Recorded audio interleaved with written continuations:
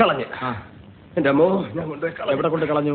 ആ മുക്കുരുത്തി മലയുടെ മോളിൽ കൊണ്ടുവിട്ടിട്ട് ഞാൻ ഓട്ടോ അടി. എടാ മഹാഭാവി, ആനയും പുലി ഇറങ്ങുന്ന സ്ഥലമാണ്. ചത്ത നഖം പോലും ബാക്കിയിട്ടില്ല. അതെ സെന്റിമെന്റ്സ് കാണിക്കില്ലേ?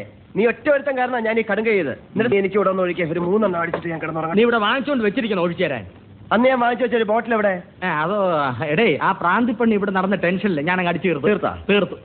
എവിടെങ്കിലും പോയി തോലട്ടെ ശവം. മനസ്സമാധാനമായിട്ട് ഇപ്പോഴാണ് ആഹാരം കഴിക്കാൻ തോന്നുന്നത്. അത് വേണ്ട. പിന്നെ എനിക്ക് വിശ്വാസമില്ല. അയ്യാ,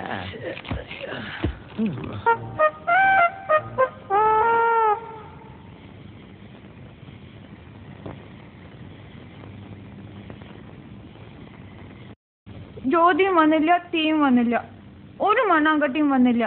എത്ര കഷ്ടപ്പെട്ടാണ് ഞാൻ തിരിച്ചു വന്നെന്ന് അറിയാമോ? ഓടി ഓടി വരുമ്പോ ഒരു ആന. പക്ഷെ ഞാൻ രക്ഷപ്പെട്ടു. എങ്ങനെ? ആന എവിടെ കണ്ടോടി കാണും. എനിക്ക് വിശക്കുന്നു.